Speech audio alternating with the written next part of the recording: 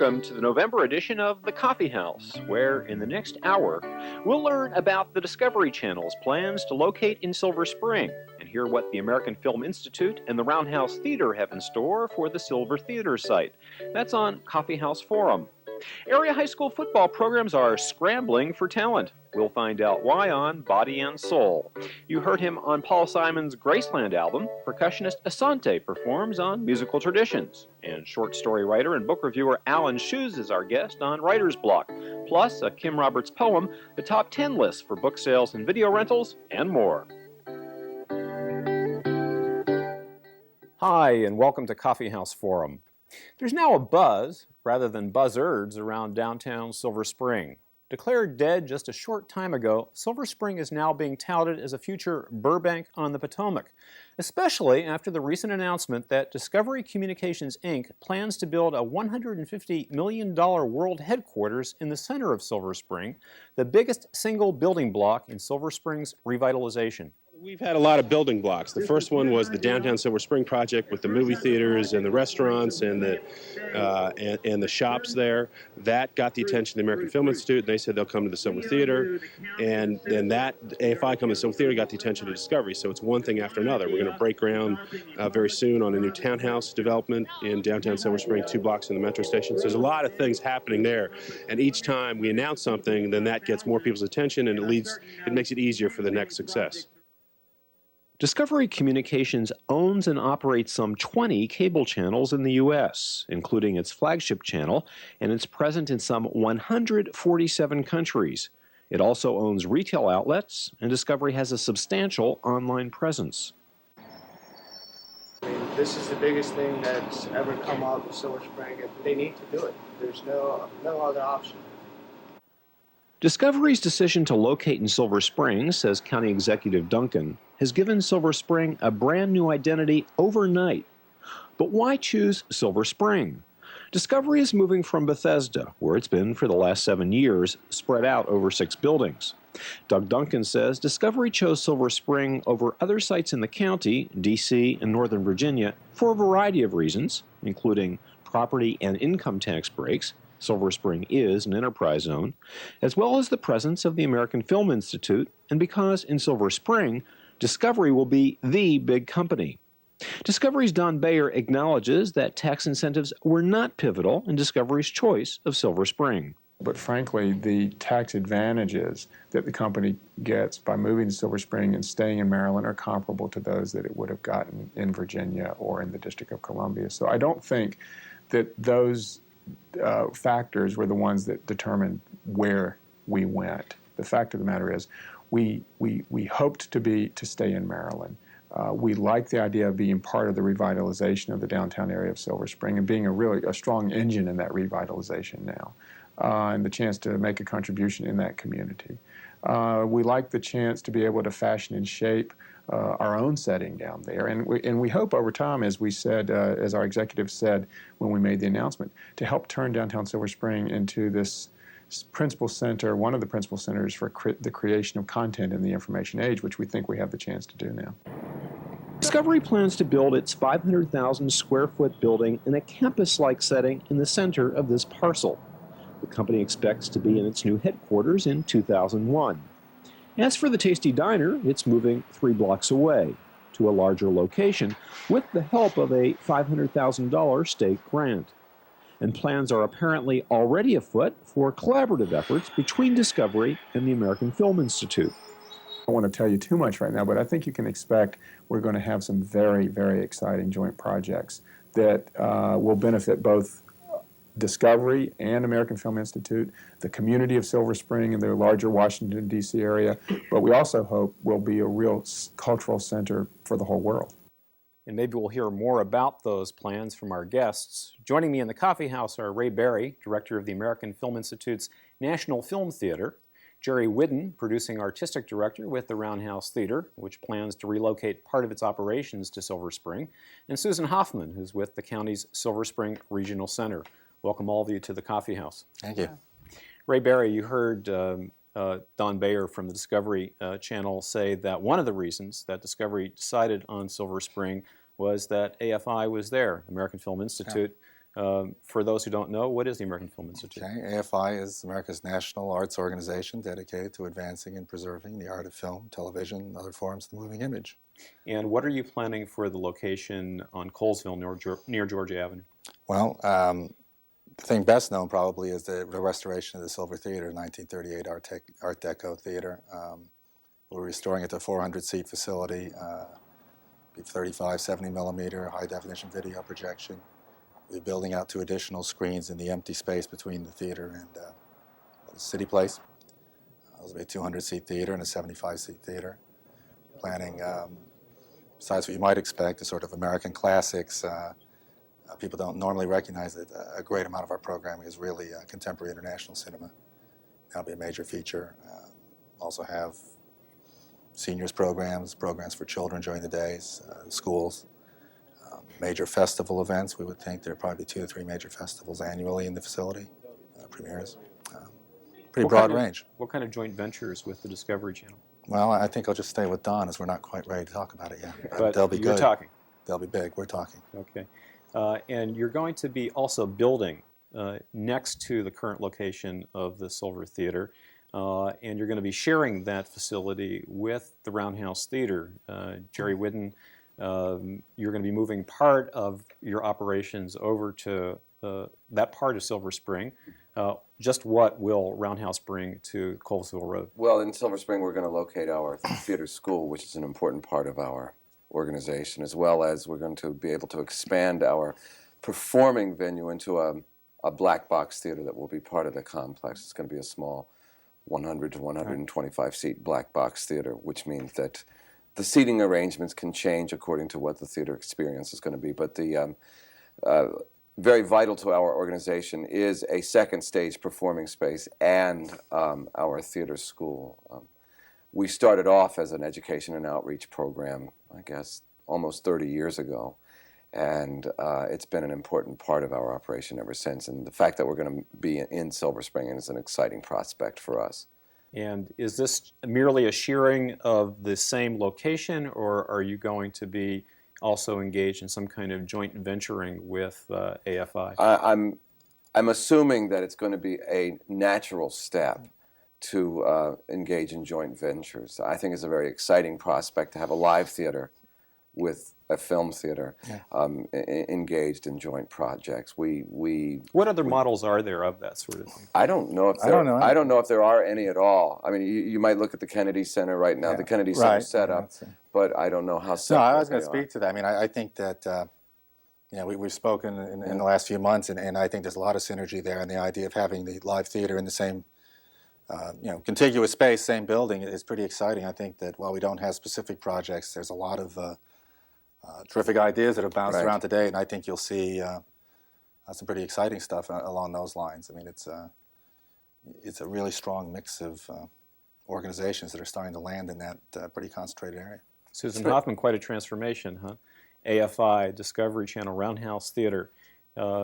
Big changes in Silver Spring, but one thorn in the rosebed, I guess, is the fate of the Armory.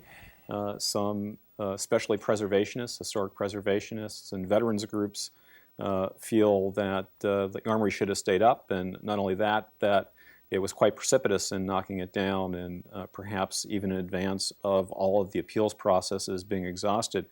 Do you think that's going to somehow besmirch the public sentiment about the revitalization activity in Silver Spring? Well, I think it's very important that the right information get out, and there's a lot of misunderstanding and miscommunication, perhaps, or misapprehension. There are no veterans groups that opposed the raising of the Armory. Veterans groups are working with the redevelopment office and with community groups to establish a veterans memorial that will be constructed in the new town square area in front of a new building that will be built. Right now we're calling it the Civic Building. It probably will have a name. And that Civic Building will take the place of all of the space that the Armory provided, and then some. It will also be, of course, new space. It will therefore not have the leaking roofs and the and dank basement and so forth. The The Historic Preservation Commission of the county did not oppose the decision. In fact, they gave us the permit to bring down the armory. But the armory came down very fast, and it well, came that's down probably pretty... because of the construction, or poor construction, or poor condition it was in. If you're talking about how quickly it came down, we certainly had. I'm talking in terms of the timetable of the redevelopment. It was targeted to come down early. Perhaps, I think some people were saying it was to create effect on the ground. Well, we had been given a permit to bring it down as soon as the Historic Preservation Commission of the county had made its decision. We waited out the period of time when an appeal could be made, and we were short, I think, about a day and a half to 2 days. And there did not appear to be an appeal coming, and so why not wait the extra couple of days? Well, I can't answer that because it was not a decision that we made. But based upon what we saw coming in, and you were talking about the discovery, I mean, it just changed the whole picture of the project and leasing and all of the rest of it. It just there was no reason to wait, and the Folger Pratt Peterson folks, the developers who were building the downtown Silver Spring component, needed to get going. They've got leases, they've got people who want to be open and up and running in November of '99. You're talking about some very short turnaround time. AFI, Discovery, Roundhouse, you're kind of the big guys of this arts development in Silver Spring, but there's also been some talk about the creation of an arts consortium in Silver Spring, and the Earth Center for the Arts was talking at one time about buying up the old Caldor building and looked at some other locations to bring together all the different arts communities in the area under one roof. Susan, what's the status of that? The Earth Center for the Arts has not been in touch with us of late, but we are very hopeful that they will continue in their attempts to find a site for a consortium, and we have been working with them throughout. We have not heard from them lately, as I say. We are also, the county executive appointed a cultural district study group to look at the possibilities of creating a cultural district in the central business district of downtown Silver Spring, which would create essentially an enterprise zone and encourage management companies and landlords and so forth, people who own property, to provide space to arts groups and organizations and possibly get tax benefits from it. So there is an enormous effort to create an environment that will encourage the arts. A moment of special pleading, if I might. Montgomery Community Television, where this program is being taped, is located in what I like to describe as outer Rockville. In the initial cable franchise agreement with Cable TV Montgomery, it was stipulated that there would be a satellite facility in the down county area, Silver Spring. It seems now absolutely appropriate that such a facility be created. Would you not all agree? Yes, I would. And wouldn't we all want to do something to encourage that? Convenient thing to have. I think yes. I can't speak for the other two members of this panel. Go ahead. But the exciting thing about what's happening in Silver Spring, especially once we realized that we were going to be in a joint venture with AFI, was the creation of an immediate context that had some dimension to it. And I think you're seeing the results of that, which is just an enlargement of that context. And I think it's going to be very exciting. It'd be great to have something like that there. And I think you'll see I think you'll see a lot of things coming in the private sector as well, in media production. So I think... well, it looks like the turn of the millennium may be a very bright time for Silver Spring. Thanks to AFI's Ray Berry, Roundhouse Theater's Jerry Whiddon, and Susan Hoffmann of the Silver Spring Regional Center for joining me in the coffee house. Still to come is football on the decline in the D.C. area, African percussionist extraordinaire Asante, music critic and short story writer Alan Shoes, poet Kim Roberts, the song and dance calendar, and more. I'm Mark Cohen, and this has been Coffee House Forum.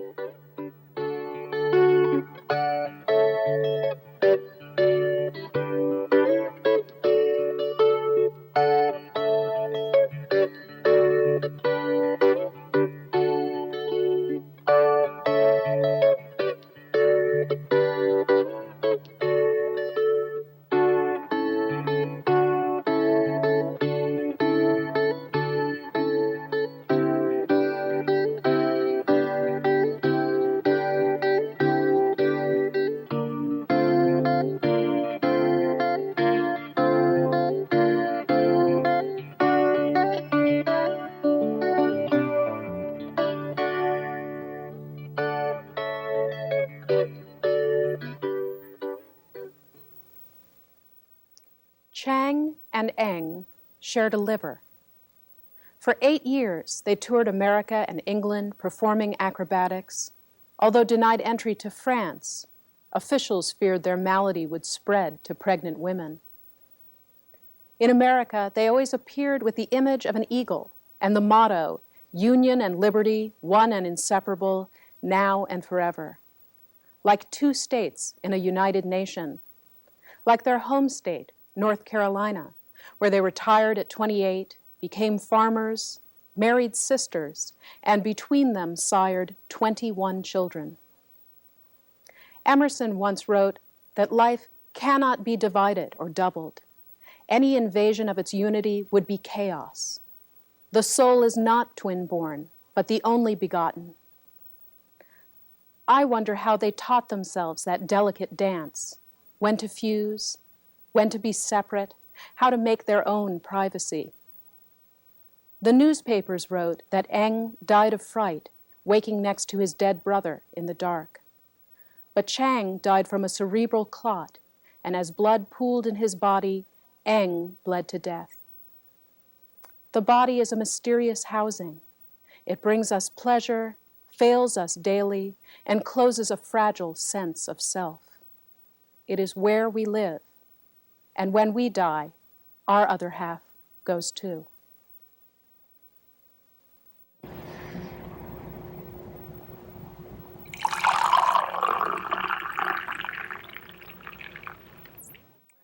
Hi, and welcome to Body and Soul. If money was no object, you would, of course, rather buy a pro football team, not a pro soccer team. Football has a Super Bowl. That says it all. But let's say you're a high school coach seeking out the best athletes, the professional players of the future. Guess what? In many places, football is losing out to soccer. Our correspondent, Ed Badger, has a report.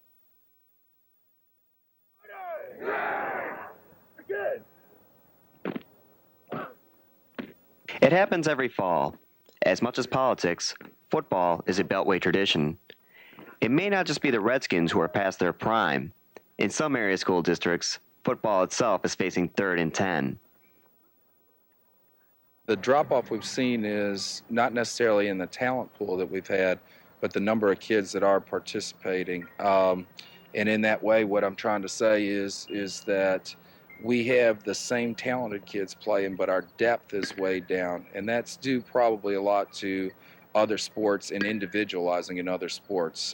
There's basketball leagues year-round. There's lacrosse leagues year-round. There's baseball leagues year-round. There's soccer leagues, indoor and outdoor. And in order to be on that high school team, a lot of kids are individualizing, and so we do lose a lot of kids that way. Verbanic isn't the only coach who's seen his recruitment numbers dwindle in recent years. With less depth, coaches are forced to play the same kids over and over. That has some parents concerned. You look at what's going on in the community, kids aren't interested in organized sport the way they used to be. Too many outlets, too many other things to do.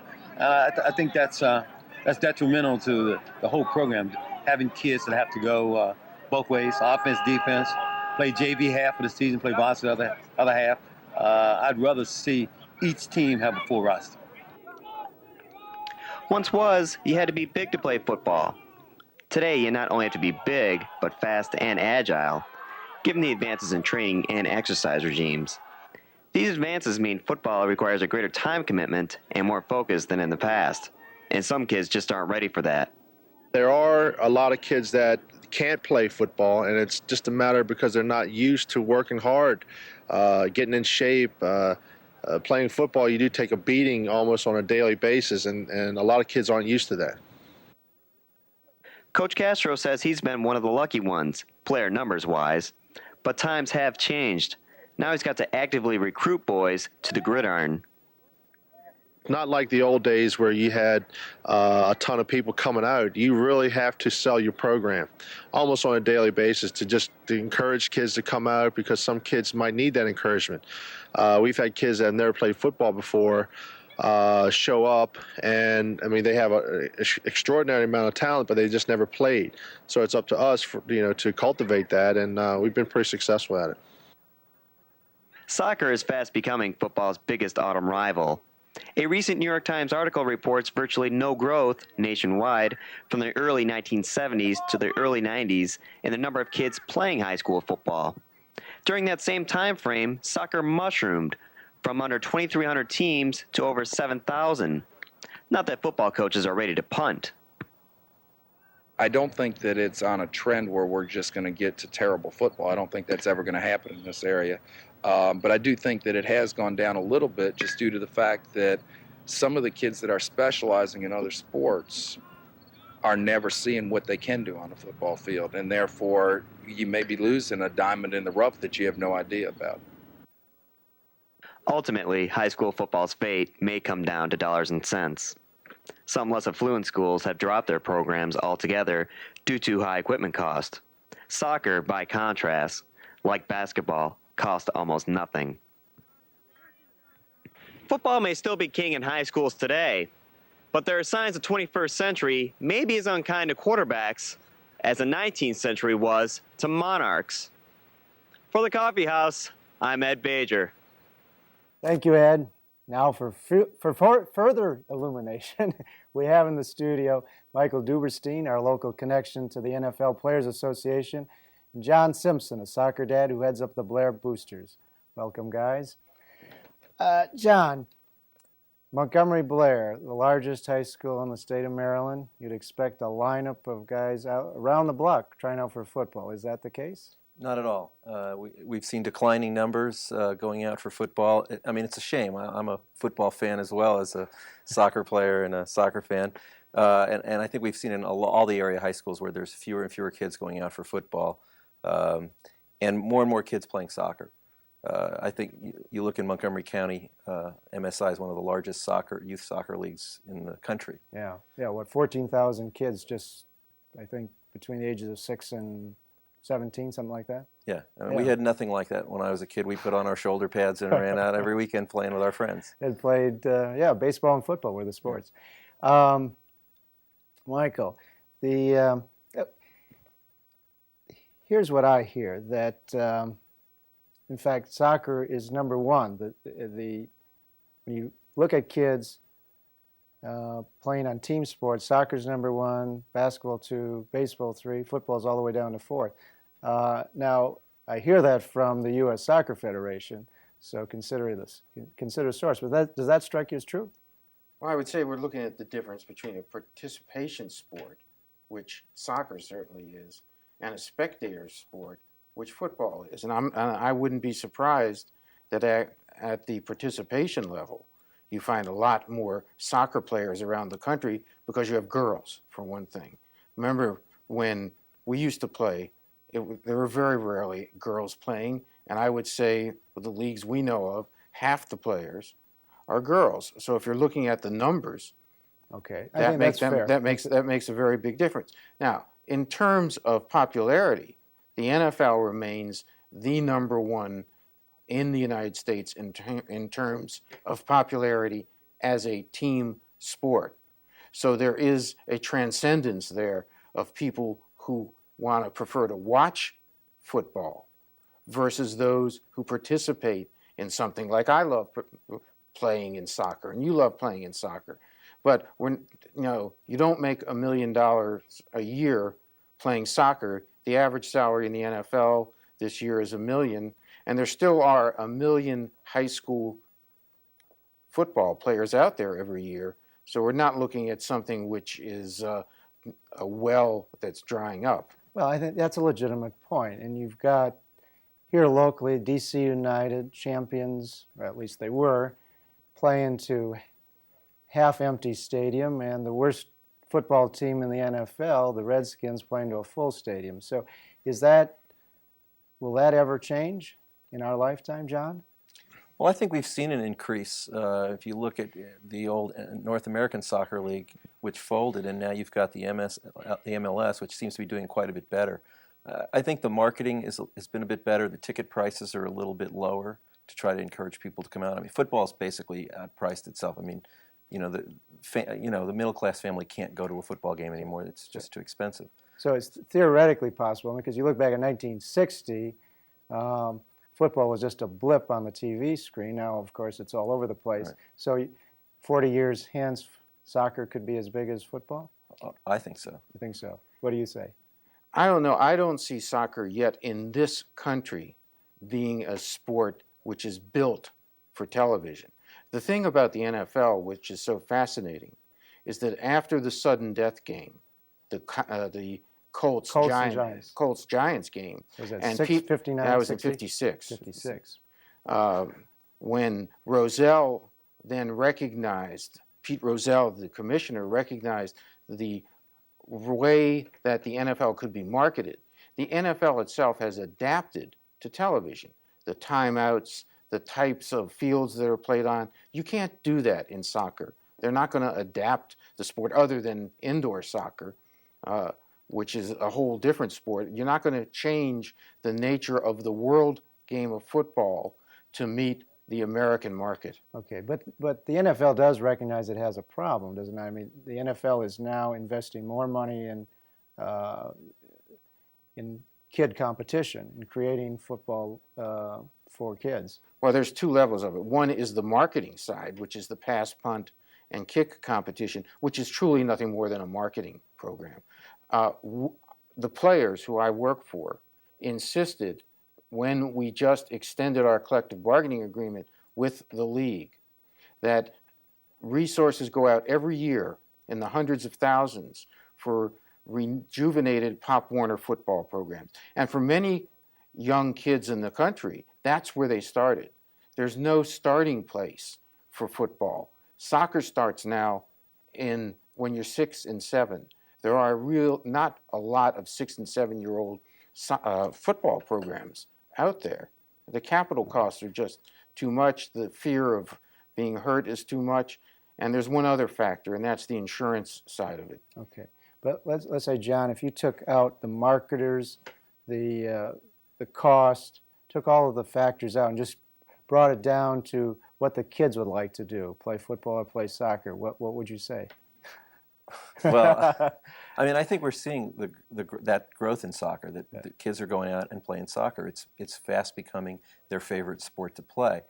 I think. Why? Well, I think it's easy. You don't need the equipment. You just need a ball, and essentially you can makeshift goals, and you can just play. show up and you play. Yeah, and what Michael was saying about television, I think we saw a real breakthrough on American television with the World Cup, where sponsors are now understanding that you can have a continuously played game, as soccer is 45 minutes, with your logo up in the corner for whether it's 15 minutes or however long you've paid for. And they're starting to see that as a value as opposed to having the minute commercial. And so I think that that's going to be a big change in terms of soccer's growth on television.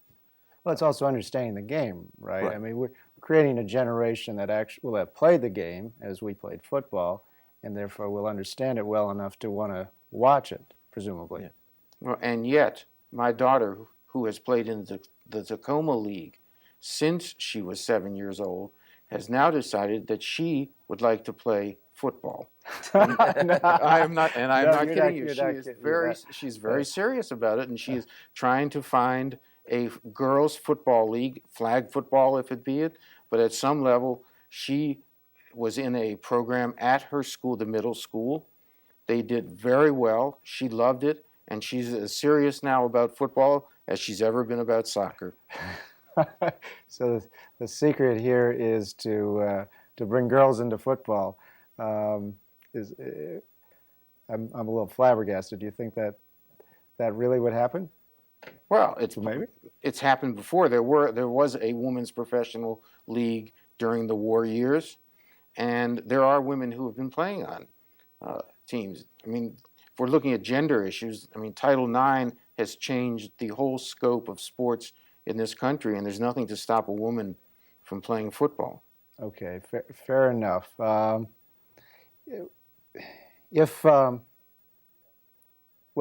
let me ask you guys, what would you rather play?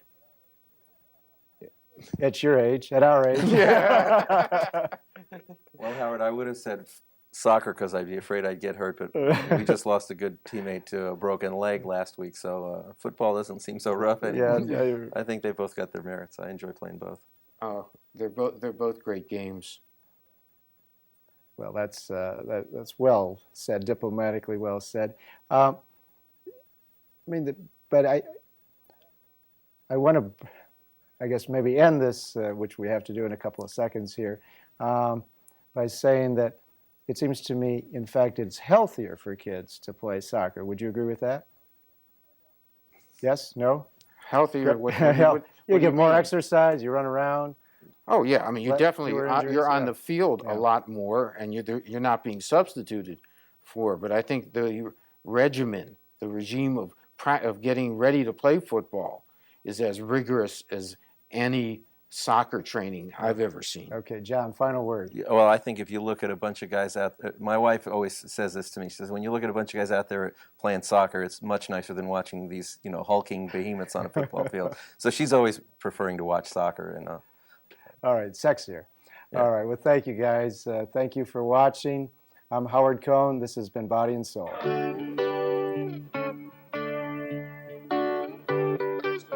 Renowned percussionist Asante. Alan Shoes discusses the art of short story writing. But first,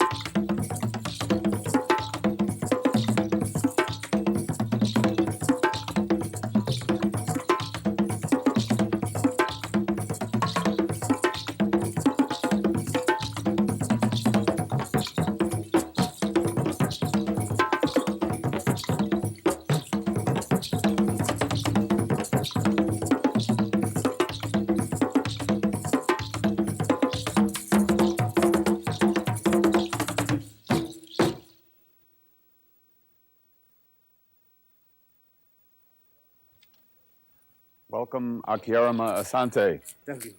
Thank you for joining the musical tradition segment of Tacoma Coffee House. Thank you very much. It's good to see you again. Good to see you. It's been a long time. Yeah. What was that rhythm called? The first one I did is called Fonton From. Fonton From. Yeah. I did a medley of Fonton From. 2 types of Fonton From, and then I ended it with a high life. Now, when we were talking about this earlier, I said, well, what time signature is that? And you said, no, you can't think of it that way. Yes. So you told me that as a young boy, growing up in Ghana, you learned that rhythm. Yes. By playing what? First, you started to learn the drum. First, you have to learn how to keep the time. So you start by learning the cowbell. And just... Yeah, you play the cowbell for a while, maybe for a couple of years. Okay. Then you move on to the next stage. And then finally you get a set of drums. Yes. And then if you're lucky enough, even more drums. Yes. Okay. Growing up, when you were learning these rhythms, who was an influence on you? Who was? I had an uncle who was a master drummer in the palace, in the area that I come from, called Koforidua. Okay. So he saw my interest in drums. I used to hang around the kitchen a lot. I'll put down pans and pots. Right. Now, kids, don't try this at home. Yeah, and I beat them till I put holes in them. So he saw that I was interested in drumming. So he started to teach me the discipline, how to communicate with drums and all that. Okay. All right. Now, the next segment that you're going to play is called Sabi. Yes. Okay. Now, that's an original composition. That's original, yes. I wrote that. Okay. Take us away with that one.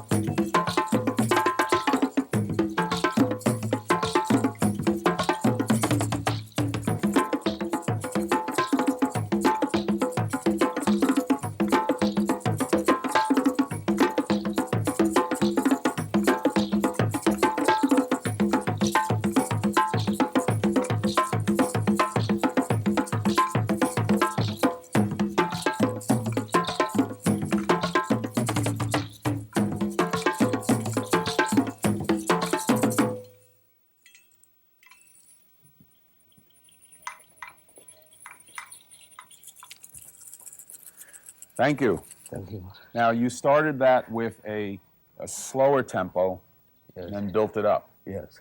All right? And so you did a medium version as well. Yes. I first, I guess, saw you before I really knew you because of the Graceland. You were playing with Paul Simon. And you're this wild guy, one of 3 drummers in the background up there, and then they come zeroing in on you. Yes.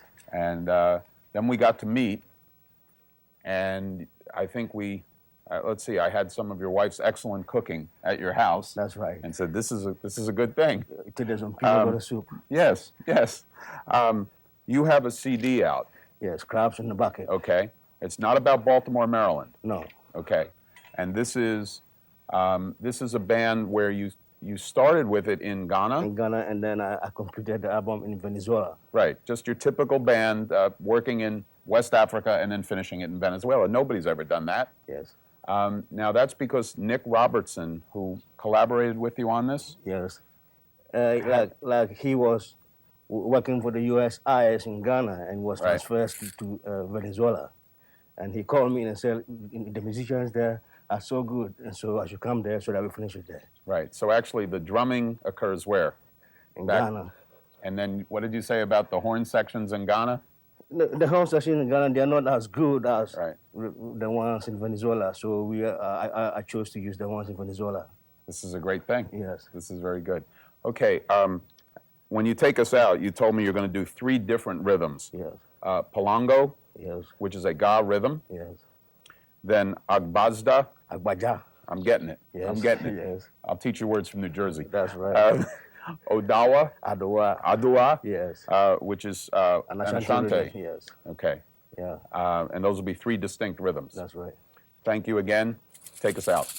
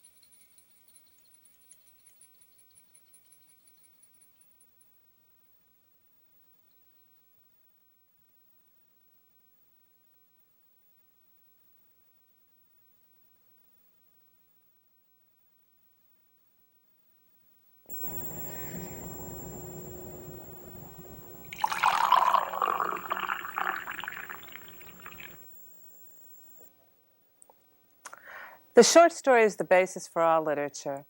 Its structure from beginning to middle to end is what drives the novel, the staged play, and more. Even poetry borrows a structure from the short story in the sense that it includes some sort of transformation. But the short story isn't the easiest thing to put together on the page. Because of its length, it has to be compact and direct. There's no room for digression. The conflict has to be established right away. If the king marries the queen, it's not a short story, in other words, but if the king marries the queen and then the king dies, that's a story. Something has to happen. There's a complication and a change in some critical way. My guest tonight demonstrates the art of complication in his new short story collection, Lost and Old Rivers. These stories describe people who change in critical ways. Alan Cheuse is a novelist, a critic, and a teacher.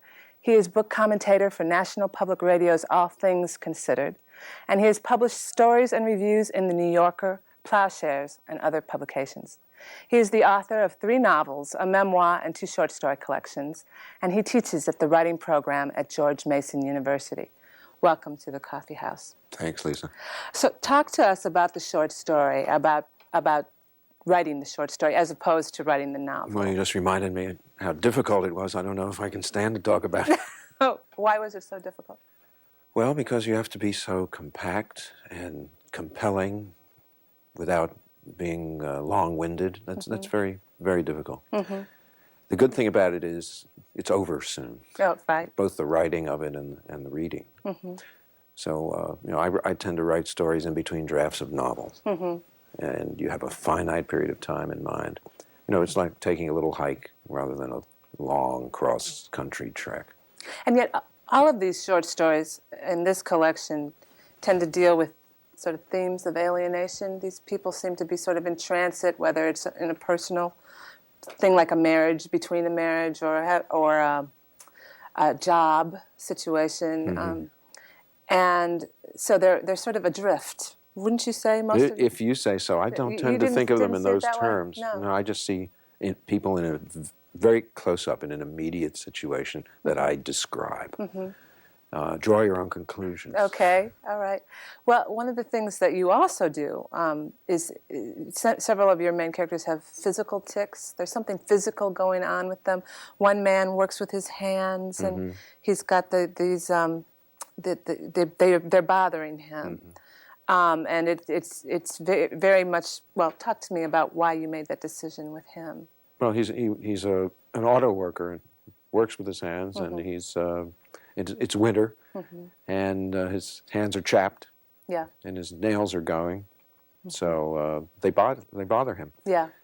He also happens to be, living in the middle of a disaster area that is his life. He's Mhm. picking up his kids to take them for a trip on a holiday, and he's desperately lonely, doesn't know what's going to happen beyond the next crossroad. So, I hadn't thought about his relation of his hands to his problem, but I guess there may be some. I just bring it up in the sense that it becomes a personal experience with him, that you bring him to life that way.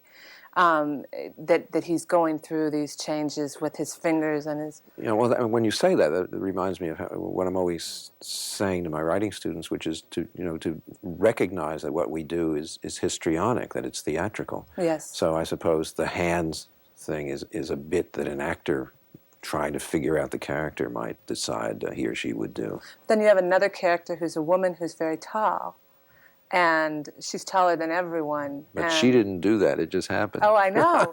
But you physically experience the world through her. She's looking down at the bald head of the senator who's just made a pass at her. It's very. It takes the reader right to the center. Well, she's sort of the ugly duckling. Yes. Who never becomes the swan. The swan. I don't want to give the story away, but. Right. I guess anybody who writes is somewhat estranged in one way or another from the world or from their material. Otherwise, they couldn't get that odd perspective on things that other people recognize as reality. Mm-hmm. In this story, Dreamland, would you talk about that, just how that came to be? Dreamland, I'll tell you, that came to be because I needed a good meal. I was in Tuscaloosa, Alabama, and back in the days when I was eating meat, I said, where can we get some meat? And everybody in Tuscaloosa said, you go to Dreamland, which is this barbecue place out in the woods, famous apparently throughout Alabama. And so you go to Dreamland, and there's a big old barbecue pit, and all these black people working behind at the fire. And all the white people at the table. All the white people at the tables, and with their white bread. And you pick up the meat with the white bread, and you take a bite of it, have a big slab of meat. So it was a very physical place, and it became a kind of emblem for me of a particular way of living down there in rural Alabama. But you've got so many things going on in that story in terms of the different races between the people. You've got the black cooks, you've got the white clientele, you've got Indian burial grounds, you've got there's more. And I wondered, were you trying to make a statement, or what were you doing? I was just trying to write a story about this guy who came down from New England, whose life is falling apart, and he doesn't know what he's doing, but he's got this job down there, and he falls in with these people who lead him a bit astray. Yes, but I'm gonna stick to the racial thing though, Alan, because you've got he meets a black woman on the plane who does his business, and in the end, and she's bony, and in the end, you've got the Indian skeletons at the end, and being desecrated. And the whole sense of when the main character is eating the meat, he feels like he's eating the cooks. He feels like he's eating the body of the cook. Right? Yeah, and it sounds like communion to me. Was it? Was that what it was? I don't know, but that comes to mind at this moment when you describe it. Oh, okay. Well, it was very, to me, the way I read it was that it was just it was about alienation. It was about being lost, you know, and feeling like somebody had desecrated him, so therefore he desecrated. That makes a lot of sense to me as you talk about it. That's not what you were going for, but that's. You just describe what you see in your mind. Yeah. That's the way I feel about making these stories. I can't say that I know what I'm going for. Yeah. I just want to make a beautiful image. Yeah. Would you talk a little bit about Fast? The story. A little story. It goes very quickly. Yes, it does. The title is a pun. Takes place on the Jewish fast day, Yom Kippur, the Day of Atonement. And these boys are trying to, pass the day while everybody else is at prayer. And they're trying to keep from eating because, it's a fast day. Right. It doesn't happen, though, does it? Right, no. It's very smart, very... Thanks, but it goes by quickly. It does go by very quickly. I experienced it when I first saw Fast. I thought, oh, this is just quick, and it's quite good. It's a little elegiac story about life in New Jersey in the old days. And the story, An Afternoon of Heart Music in Lake Charles, Louisiana. What is that about? What is that about? Yeah, tell us. This businesswoman who's a twin, happens to be in Houston on business. Her twin lives in Lake Charles, and she hasn't seen her in a long time, and she decides she'll take the weekend to visit her. Why did you use the twin? Why is the twin there? What's going on? That's a good question. The writer, after he writes the story, is just another reader. I have no theory.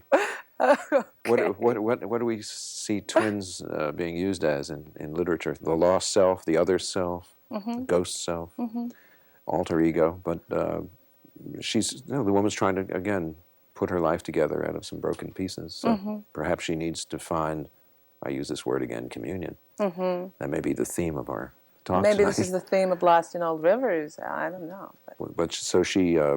Well, I'm glad she went to Louisiana because that's how I got the title for that Right, story. It's on a sign, right? Yeah, Lost in Old Rivers is a bayou on Highway 10, just after you cross over from Texas into Louisiana. So there's a sign, Lost in Old Rivers on the highway.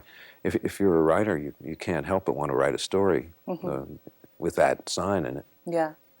And they have a secret language, too. I knew some twins who had a secret language. So I stole that. But again, the main character is visiting, and you've got a lot of people are in these they're in transit. They're there for the moment, or which you didn't intentionally do, or. Well, if you have to be on the highway if you're going to get from one place to another. Oh, that's true. That's true. If I were somebody like Tom Wolfe, I guess I'd write about people traveling in helicopters. But my people go by car or by train. Yeah. And they're in a hotel or they're in a bar. Or There are a lot of hotels apartments. and bars. Yeah. Yeah, it is. It's really. It's also just the whole sense of, I mean, metaphorically for life, here we are, you know, and we're only here for a minute, and, you know, this is what we're confronted. Fast. Yes, right. So it's really, at the very end, you have this piece that isn't fictional. Well, I call it a story from memory, and it's made up out of a lot of material out of my own life, but I treat it as I would the material of fiction. So, you know, in the middle of all this apparent controversy about, you know, memoir being more interesting than fiction these days, right. I thought I'd write a story that's memoir, but it's just as good as fiction. Just as good as fiction. Oh, good. And maybe good it is. Maybe it is fiction. Yeah, maybe it is. Maybe. Thanks to Alan Cheuse for joining us in the coffee house. Again, his new short story is Lost in Old Rivers. I'm Lisa Page, and this has been Writer's Block.